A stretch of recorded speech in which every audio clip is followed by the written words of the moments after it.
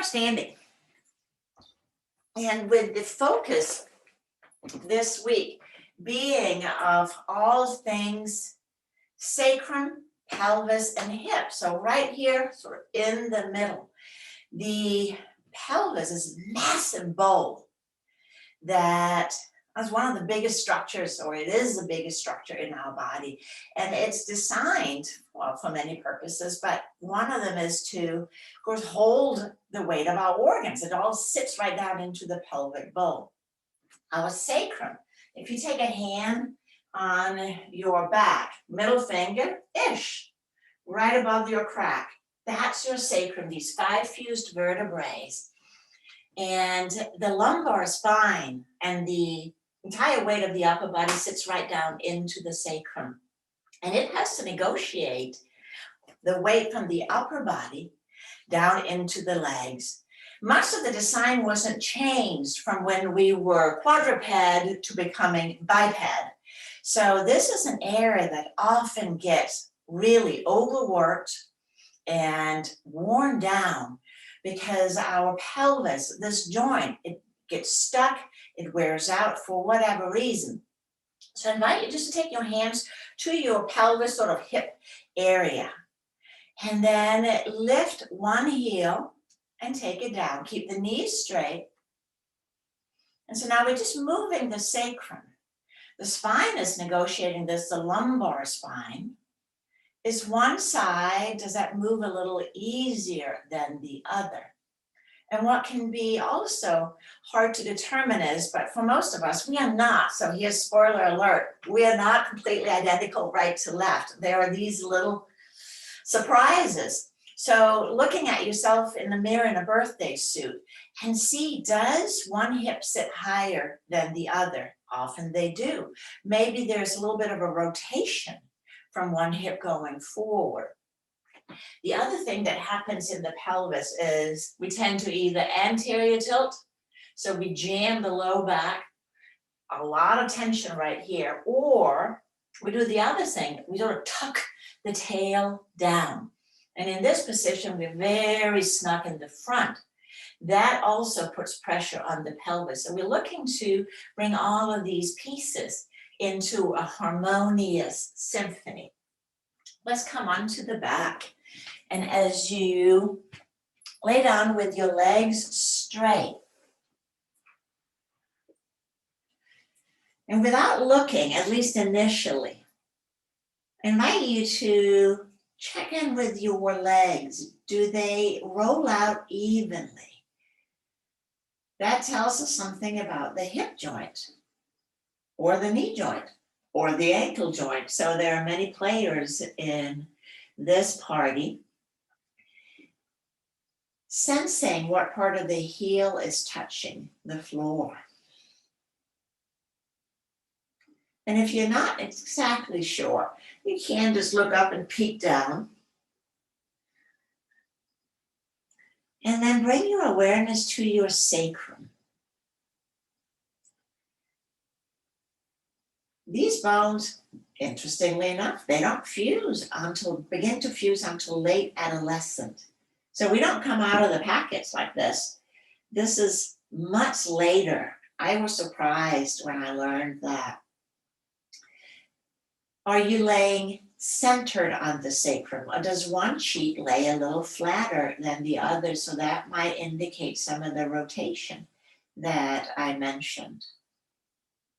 Also, are you more towards the tailbone or the upper part of your sacrum? And rocking just gently back and forth. It's a very small movement. And sensing as you arch a little bit, you go more towards the tailbone. And then as you flatten, you move more towards the top. One direction may feel easier, which again would suggest maybe there's some tightening either around the lumbar spine or the lower abdomen. And we'll bring the awareness last to the skull. Does the back of the head centered along with the sacrum? ideally again on the center, neither towards the tailbone or the top. If I were to tip you over and you were standing, this is the place where our body is happiest and has the most access to healthy mobility. So let's bend up the knees. And place them in a way that's easy. Placing the hands on your lower abdomen. Breathing in and out. Notice how much movement is there. As you inhale, does the abdomen expand? And as you exhale, does it soften down towards the floor?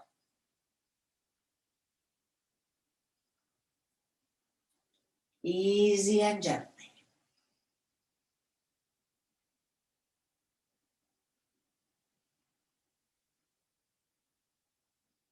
And this expansion, it's not just forward, it's sideways and down. So I also feel, is there an expansion around the sacrum as you breathe in? As the diaphragm is just pushing all the contents of the lower abdomen downwards. So maybe you feel the sacrum pressing into the floor a little bit more.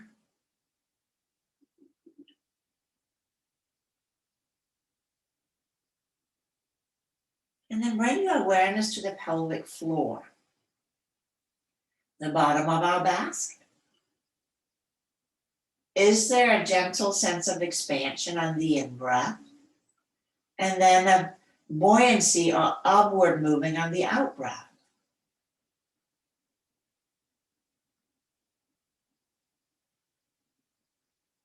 A healthy and strong muscle is a muscle that can release and then contract.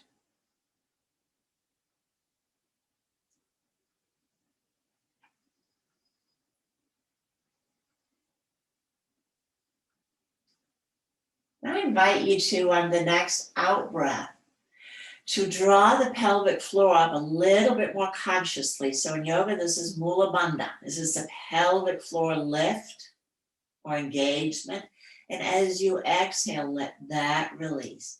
So this may feel like you're drawing the sits bones a little tighter together or the tailbone towards the pubic bone.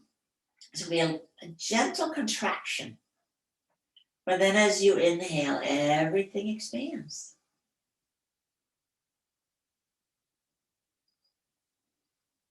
Notice how, as you continue, this lifting of the pelvic floor invites another movement in the low abdomen to draw in and up.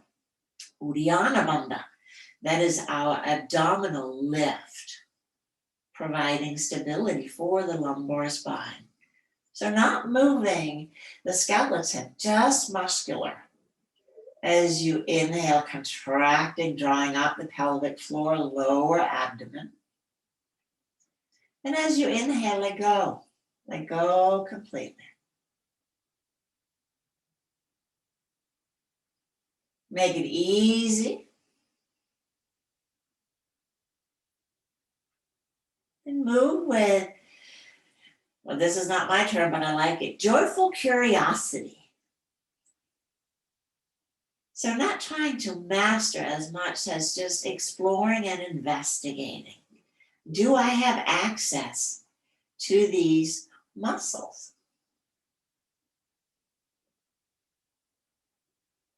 Or has the brain forgotten that they are part of your package?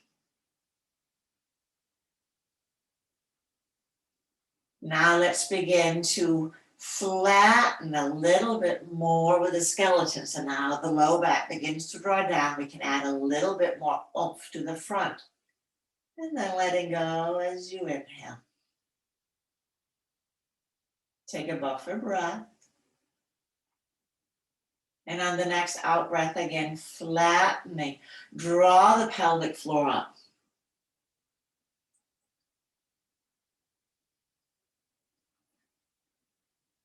And then releasing.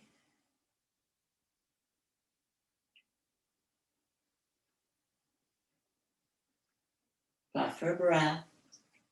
I'll do it one more time. Breath in for nothing. Everything expands. And then exhale, drawing up. Muscles contract.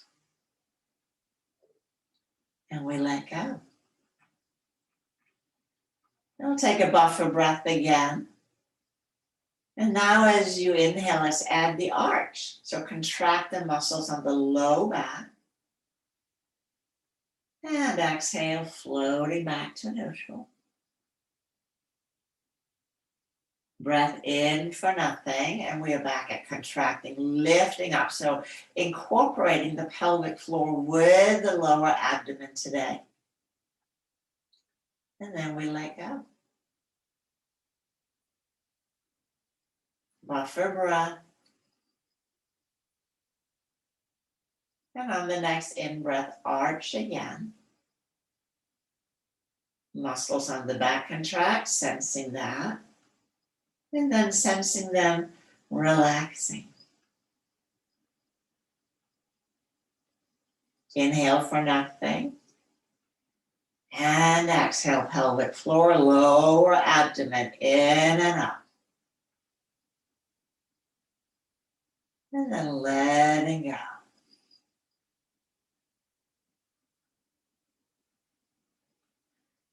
Sliding the legs out. So we start with the arch and flatten and the diaphragmatic breathing in every class to bring awareness to our center.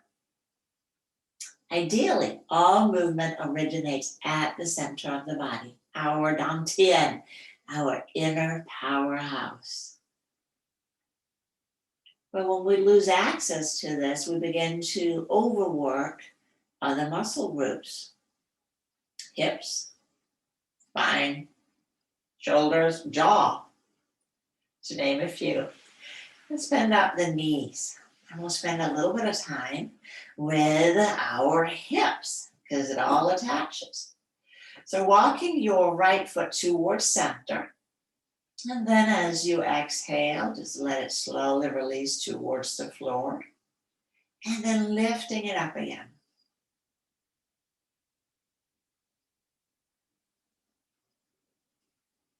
Gentle brushstrokes with the right knee. Feel the muscles lengthening out. And then contracting. So maybe coming up only 2/3 of the way or half the way. Again, being playful. Notice when you switch from releasing to contraction. And as best as you can, use your sacrum as your anchor so that it is a pure hip movement, not rocking the pelvis from side to side. That would be a compensatory movement pattern. What is available in the hip of external rotation?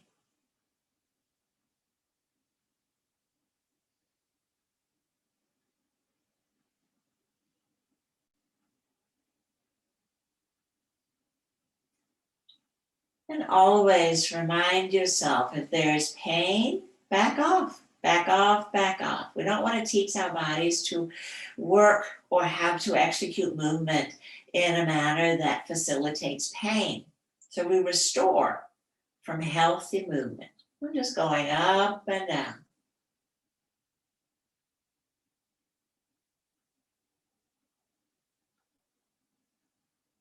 Releasing, which is a different sensation from stretching.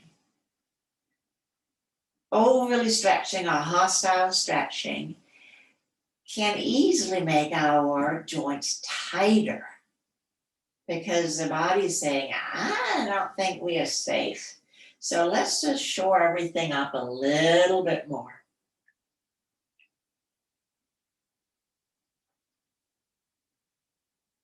And the next time you come up to center,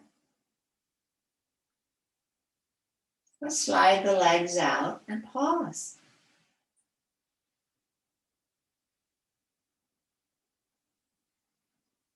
And let your mind just toggle between right hip and left hip. What is different? Noticing the breath, the right lower abdomen and left lower abdomen. The psoas, that massive pair of muscle that connects the spine to your leg. It has a little helper in the pelvis, the iliacus, and they join together and connect to the inner thigh bone. So you may feel like a deep softening or release or a little heat from this muscle having been worked a little bit. Now let's take the knees up again and invite the left to enjoy the same event. Slowly releasing the leg down, lifting it up, lower down again. And does this hip feel the same? Again, using your sacrum as your anchor. Just pure mobility. So that this pelvis stays relatively still.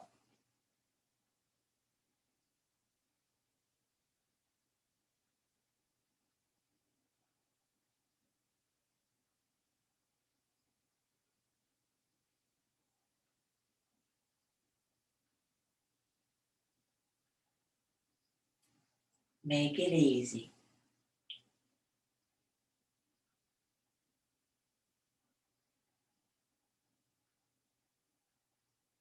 Keeping the mind on the job. It likes to wander off.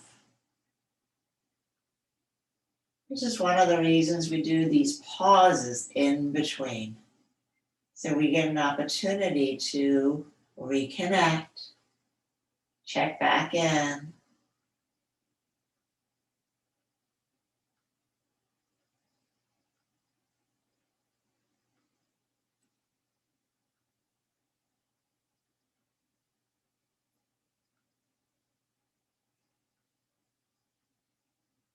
So what you're using right now are the adductors, ADD, adductors. Fan down alongside the inner thigh. The job is to bring your legs back towards the midline. Next time you come up to center, pause.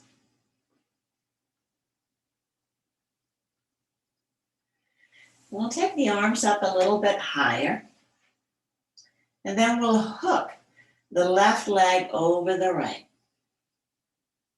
Hook the left knee over the right.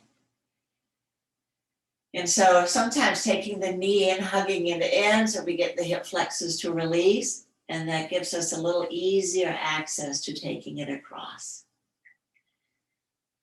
Let the arms go out to about shoulder height, so straight out. So now we are using the right abductors, abductors. So the knees are going to draw down to the left, Releasing the outer right hip, contracting to draw them back up again. Releasing down, just pivoting on your left foot. Nope, that would be the right foot. Pivoting on the right foot.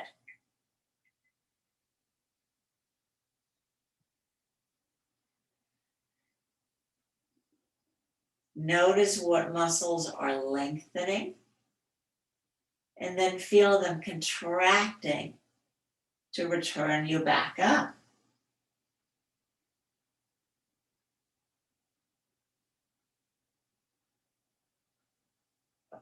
Lengthening, recontracting.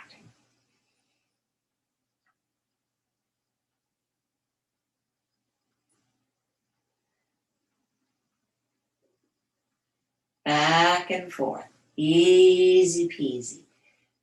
So it's tempting to stay in that passive stretch. Again, but that's where the body, little Golgi tendon dudes, they say, we're here, we're just going back and forth. Again, gentle breaststroke. And you may roll further and further over onto your left hip.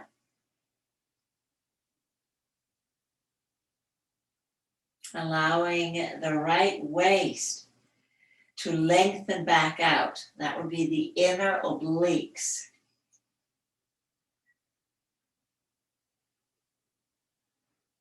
In addition to the psoas. But we are also using now outer hip. Gluteus minimus is the little dude. And the upper outer hip. Of course, the tensor fasciae latae that they do not serve up at Starbucks. Also on the outer hip.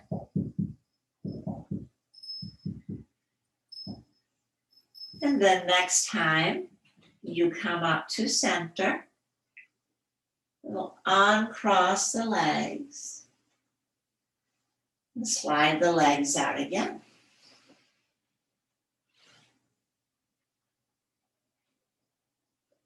Notice right side, left side.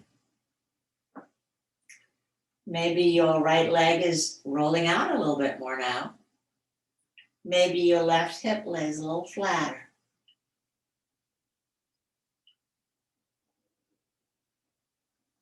I think we should do this on the other side. So we'll bend up the knees again and hook the right leg over the left.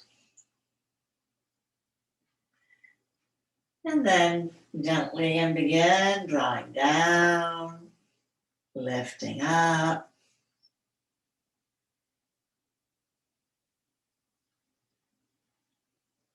Let the movements grow on their own term. So it's easy to want to force or push. I think I can get a little bit further, but the mind won't have access to that movement. In the same way, when we go back and forth like now and really pay attention to the sense of release, where does that happen? And then contracting. Releasing sensory neurons, say, yeah, motor neurons contracts. I was watching a show last night on neuroplasticity. Yeah, 10 billion cells in the brain, 10 billion. It is unbelievable what happens in our minds. I'm glad we don't have to think about that. And it is an amazing organ because it can change. Not so long ago, the thought was, well, at about 25, that was it. And from here on out, it was all demise and despair. And Stephen, you're back. But now we know whatever activity we do strengthens these connections. Whatever activities we don't do weakens the connections. So we can mold our brain very specifically, keep it strong by engaging in movement and activities that are foreign to us that we have to struggle a little bit with. Next time you come up to center, let's uncross the legs. Slide the legs out. And pause. Breathing in and breathing out.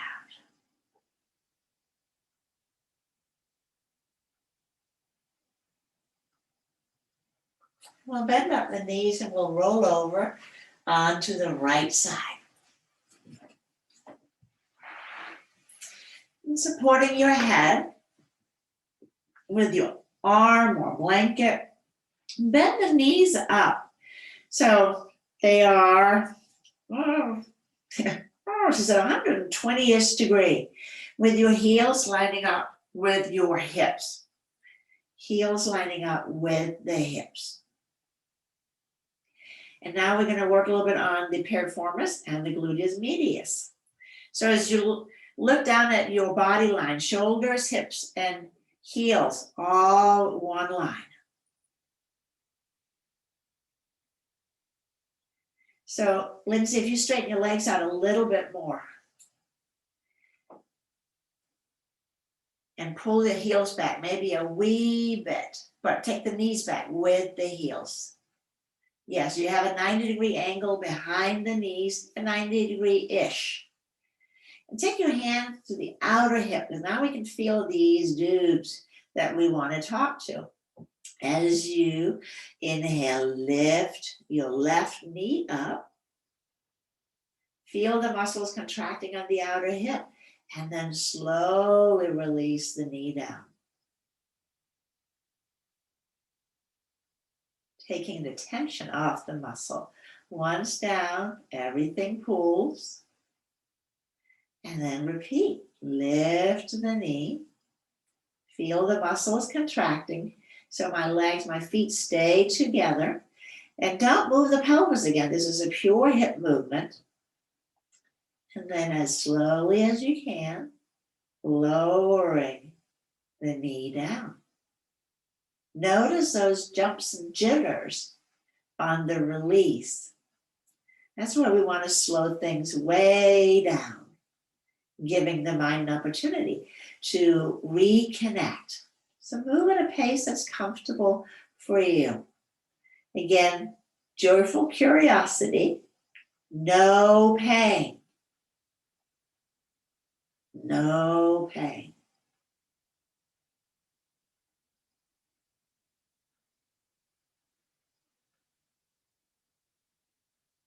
That buffer breath in between is really helpful to make sure we have come to a resting place of the muscle so that we don't begin to load it again before we have released it completely.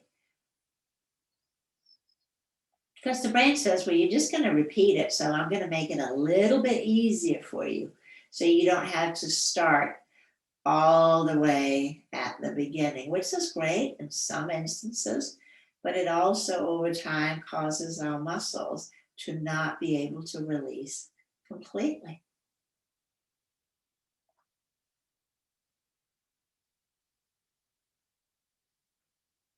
And then complete the one that you're on.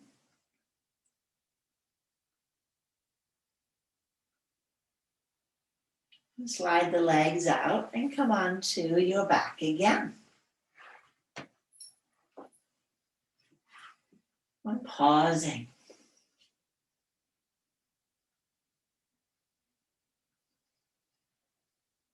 Now what's different on the left side?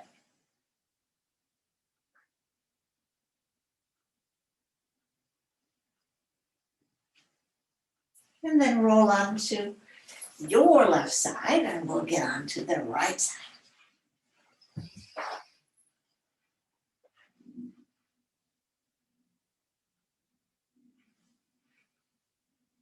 And again, so if you see me from the long line, heels, hips, and shoulders.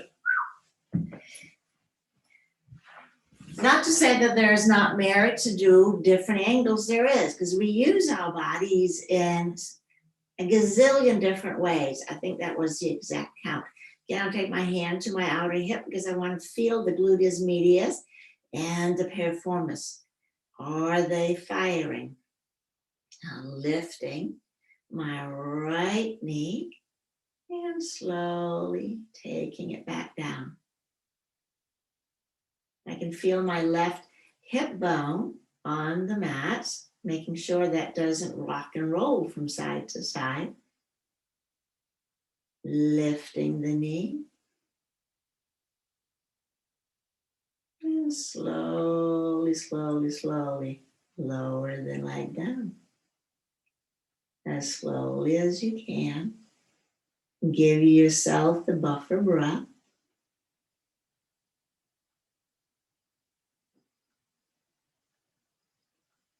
So the main job of the piriformis is the external rotator of the hip. And it can get stuck in this position, causing all kinds of hip and leg events. The gluteus medius is our outer hip stabilizer, but because we don't spend a lot of time walking sideways, it sort of checks out. It's like, who, what, me?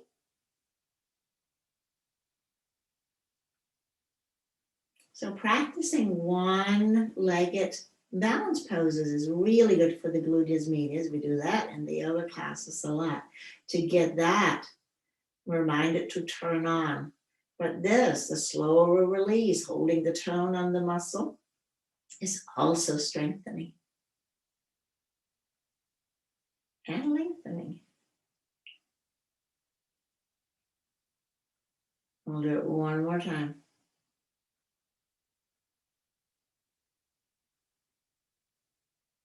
Lifting.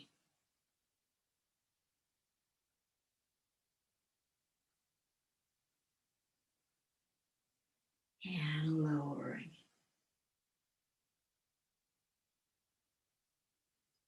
Letting go completely. And then from here, we'll come on to the abdomen. Roll onto the belly. And support your head in any way that's comfortable. We'll focus on the legs. So you might want to just let your forehead rest on the back of the hands. You may want to put a pillow under your head and chest. Drawing the legs together. Lengthen the tailbone towards the heels. That brings the pelvis into a neutral position. And you can feel just doing that begins to contract the glutes a little bit. Now we're going to just see if they are all on board. So without executing, you're just going to initiate lifting the right leg. So you're almost going to lift it up and then let it go. Almost lifting it up and then let it go. And bring your awareness to your right leg and glute, the behind, as you begin to initiate lifting the leg. What are you feeling first, the hamstring or the glute? Ideally, the glute fires first and then the hamstring second. Now, it is a quick split-second event, but can you sense this? We can get in a lot of trouble by switching this up so that the hamstring begins to initiate the extension, where the glute is a much bigger and stronger muscle, should be the first one out of the gate. So again, tailbone towards the heels, that gets the glute a little bit more turned on. So if we have a tendency of an anterior tilt in the pelvis, the glutes are not so happy to join. Now from here, make the glute fire first as you begin to lift the leg up. Leg is lift. Keep the knees super straight. Right leg is lifted.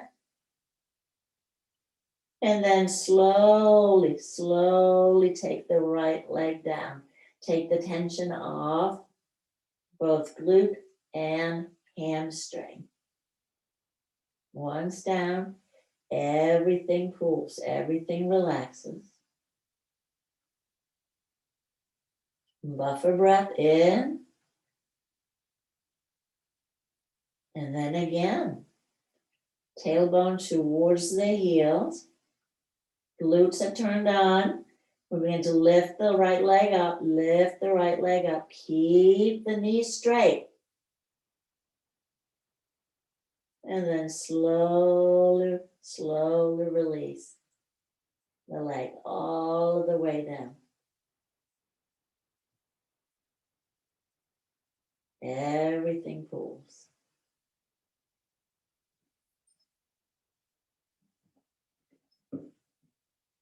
One more time. Tailbone towards the heel. And then lift the leg.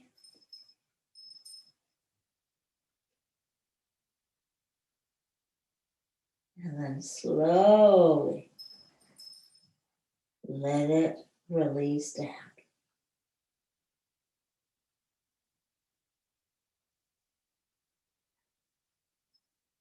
Letting go.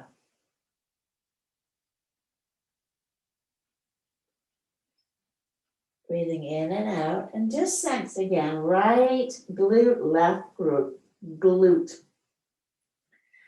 Pretty easy if I could say it.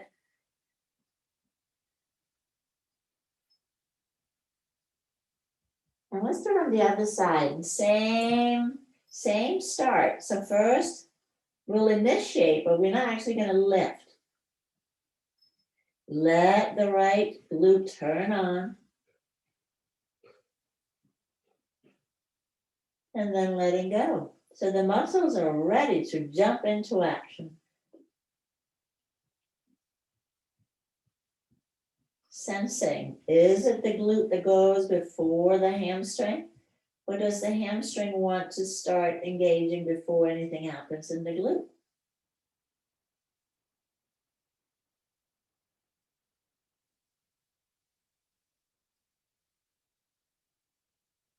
And then I think we're ready to start lifting.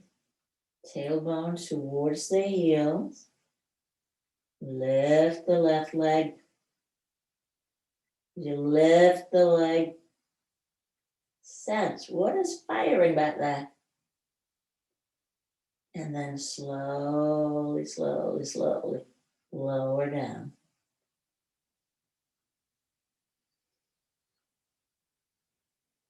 Relaxing, letting go.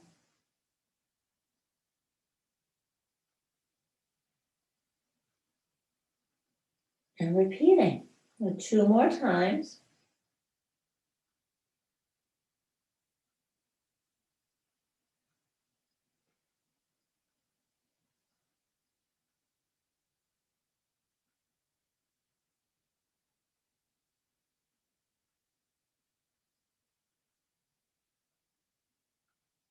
If we look at our body anatomically, and we look at the muscle sizes, that gives an idea of the importance of their job.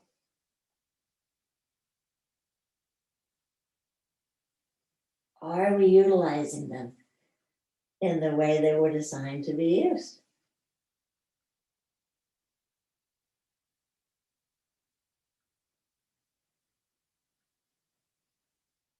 And then from here,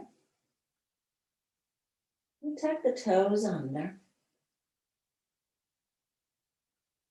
Creeping the toes to the nose. They're not going to go very far, I know.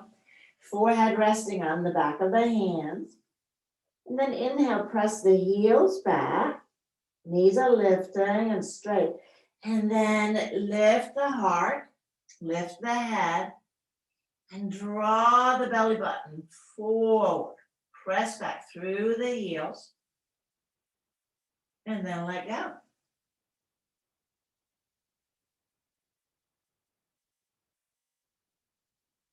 Take a deep breath in and out.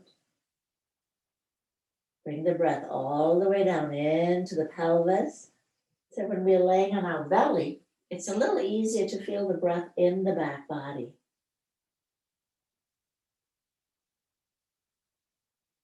Now, connective tissue depends greatly on this movement of the diaphragm so that it gets a little pull, it gets a little refreshed. We can do this one again. Tuck the toes under, creep them up, press the heels back, knees are straight, and then inhale, lift the heart, head floats up, and draw the belly button up. So a very gentle back bend. And we release down. And we roll onto our back again.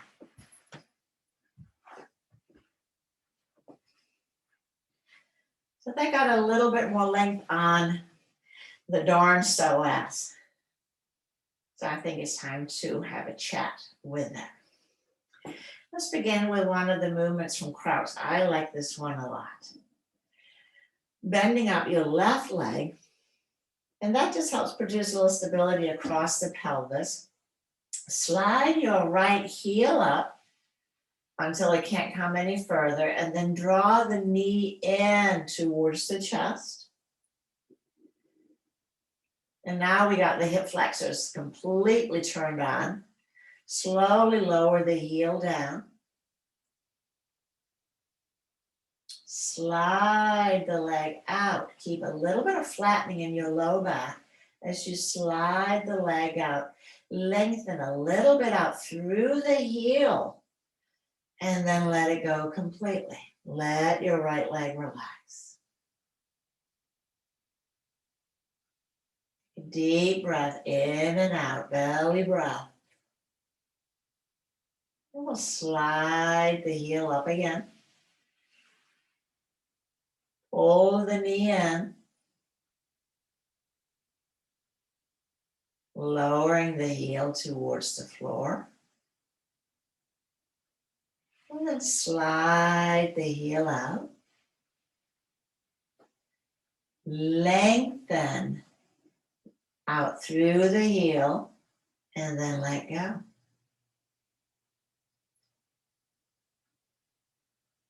Belly breath. And then repeat. Sliding the heel up. Draw the knee in. Releasing the heel down towards the floor again. And slide out. Reach out through the heel. And let go.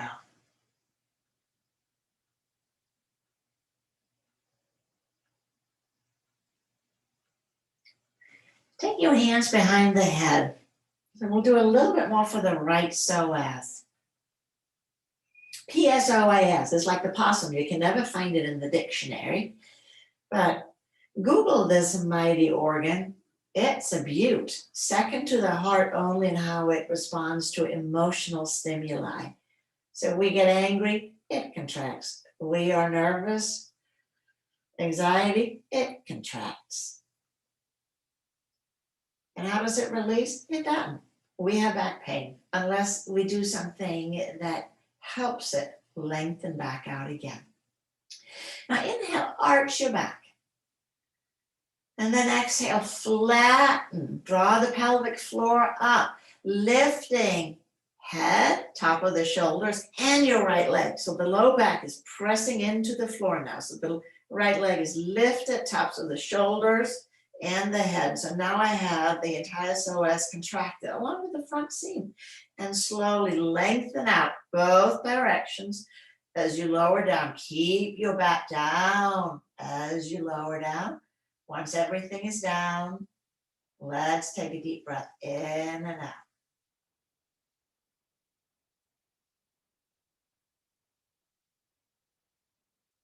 And we'll repeat. Inhale, arch. Exhale, flatten. And lifting the head, top of the shoulders, and the right leg. Lengthening out.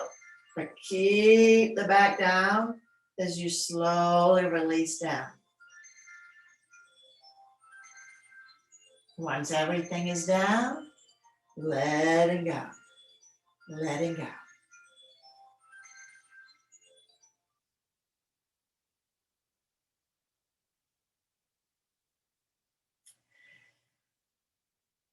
And let's do that one more time. Arch. Exhale, flattening the low back. That supports the lift. Now the whole front seam is contracted. And we lengthen out slowly, slowly, slowly, slowly. And everything is down. And then from here, let's slide the left leg out, release the arms from behind the head. Right side and left side. Oh, it feels so good to lengthen out that psoas. It connects directly to every lumbar vertebrae. So when that's tight, we're putting our entire lumbar spine in a vise. We're squeezing everything together. We're squeezing the sacrum shut, and we are pulling the thigh bone up into the socket. So everything is just tight, tight, tight, tight, tight. So you may feel you just have a little bit more length, a little bit more ease. Let's bend up the right leg, and we'll start with our little sliders. Slide the left heel up, draw the knee in, and slowly release, heel to the floor. Slide the leg out, and then reach up through the heel, and then let go. Buffer breath.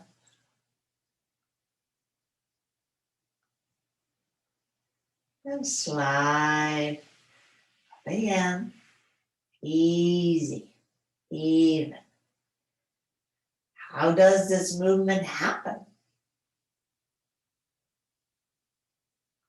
Can you sense again the muscles that are contracting and releasing?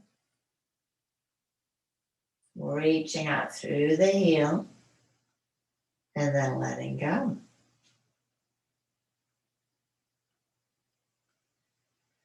Buffer breath. And again, sliding up. The hip flexors are mainly psoas and the thigh muscles, the quadriceps.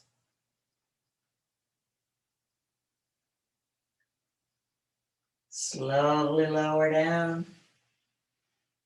We have more sensory nerves in the quads than we do in the psoas. So we sense it very differently. It may be just a sense of more space. Maybe there's a little bit of heat when it releases. We'll do it one more time. Sliding up. Contract. And lower down.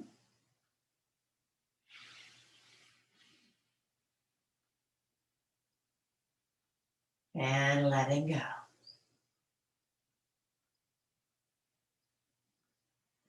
Taking the hands now under the head again. And then inhale, we'll arch. And exhale, flatten. Lifting head, tops of the shoulder, and the left leg. Low back stays down, down, down, down, down as you lengthen out both directions. Lowering down and lengthen. Once down, letting go. Buffer breath.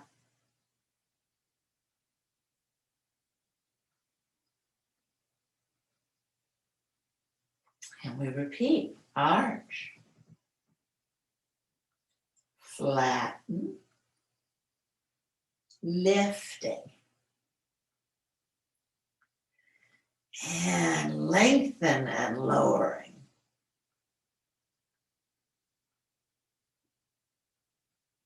And then buffer breath.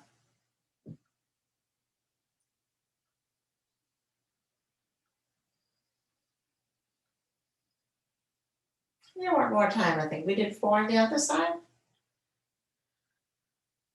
You want to look agreeable? We'll inhale and arch. Flatten and lifting.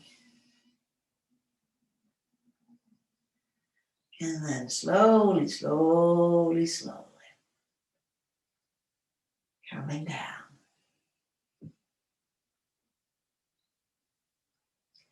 Release the arms out, slide the legs out long.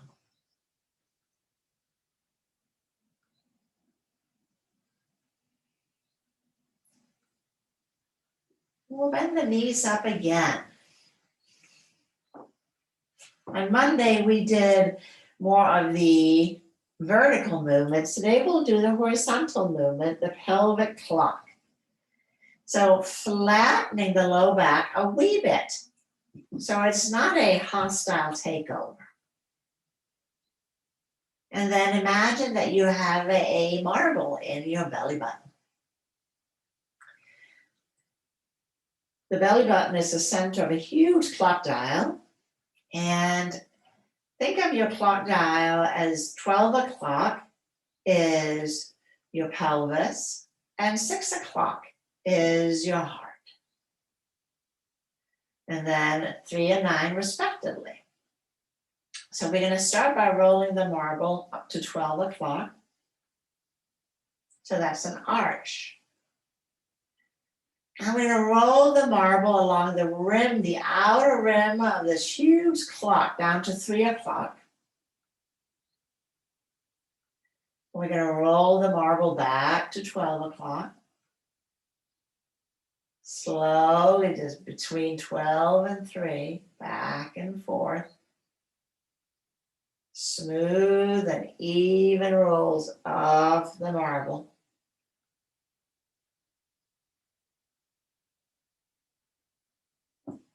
So engaging the muscles on the right side, hip and waist, but not the left. If you are using the left, what is not happening on the right?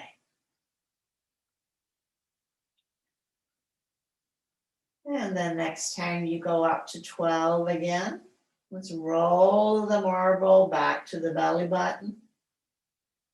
And take a breath in and out. And take the marble down to 6 o'clock. So a flattening action. From 6, go to 3. Rolling it again around the rim, the outer rim of your clock.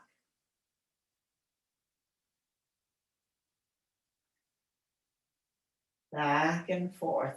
Is it a smooth rim or is it more like a Salvador Dali event? Move slower to even out.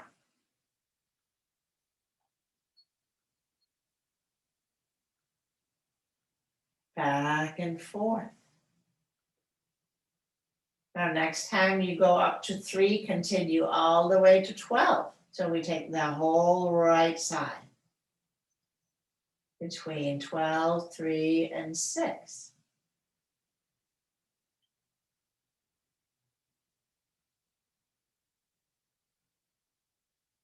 Smooth and easy.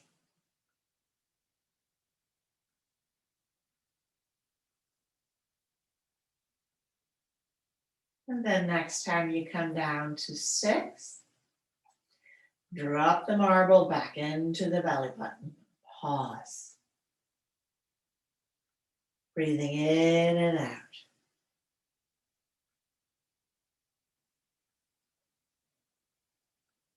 And then we'll roll the marble to 12 o'clock and to 9.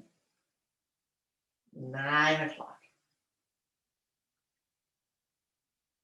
Back to 12.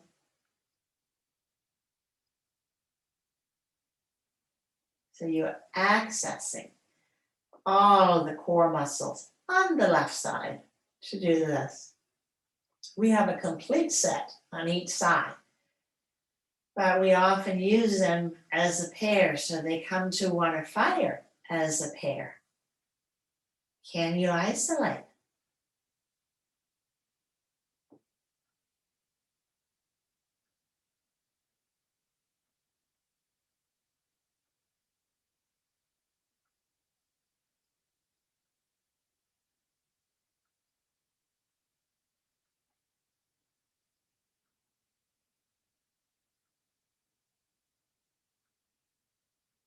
And the next time you go up to 12, roll the marble back to the belly button. Take a breath. And then on the next out breath, flattening down to 6 again. And now we're going to negotiate 6 and 9.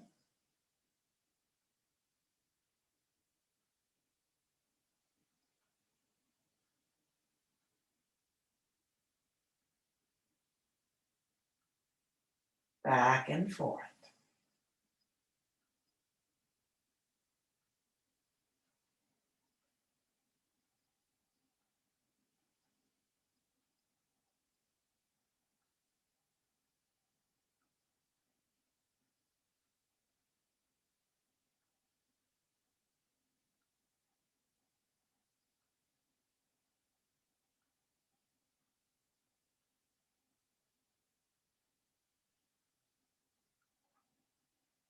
It takes a lot of concentration.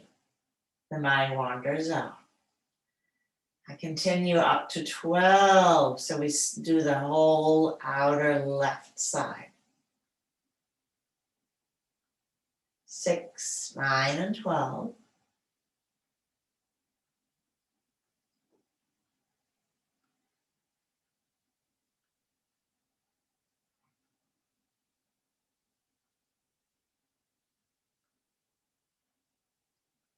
The next time you go back up to 12, you're going to just continue all the way around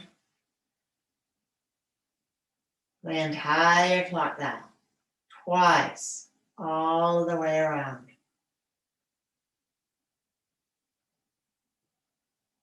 And then after the second time, switch the direction and go counterclockwise.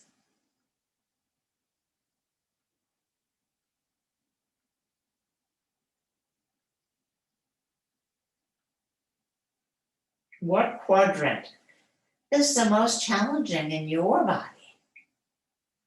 Where do we want to invite in all the neighbors to do the job for us? After you come back, drop the marble back into the belly button. We'll slide the legs out. You can put the marble in your pocket now, your mental pocket.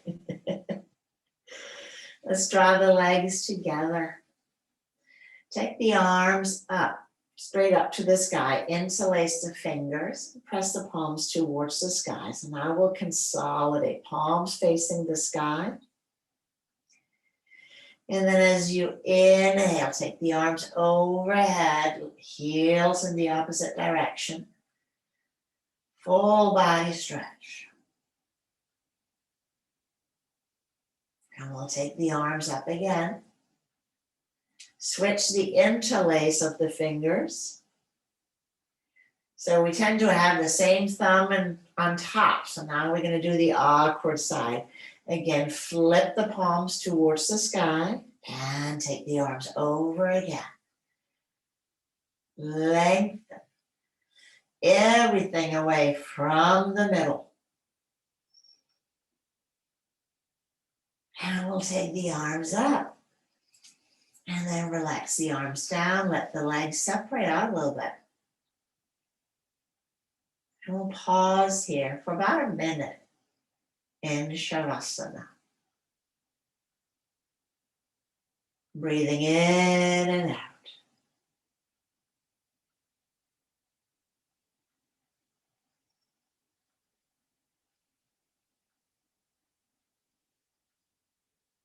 Let each in-breath fill up your body completely, all the way down to each toe and into the hands and each finger, up into the head.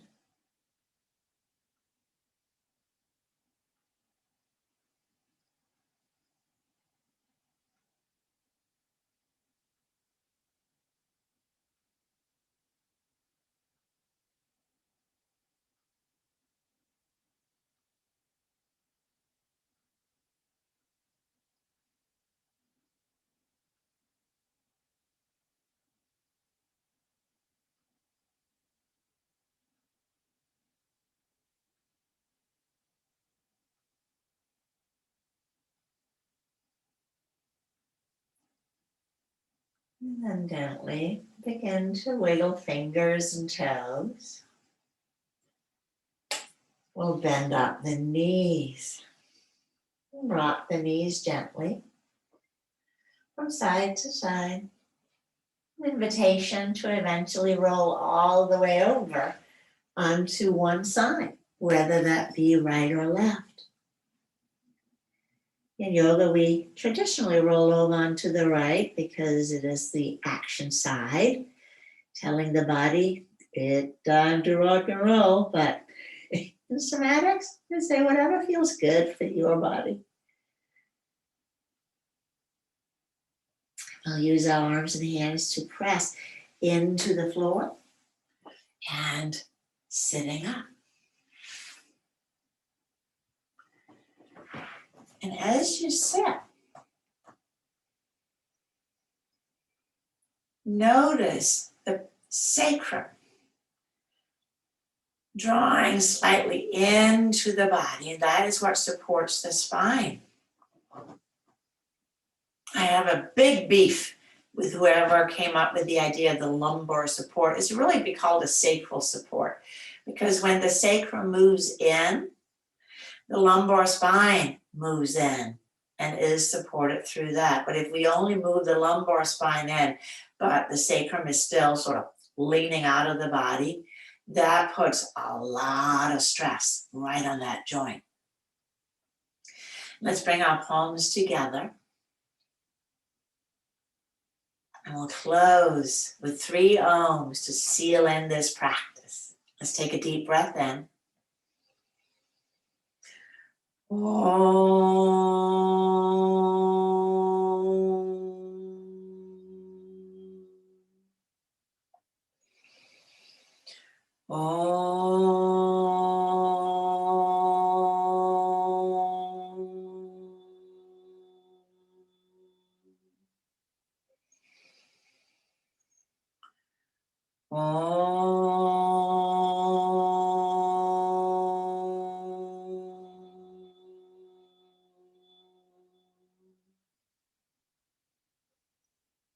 Thank you. Namaste.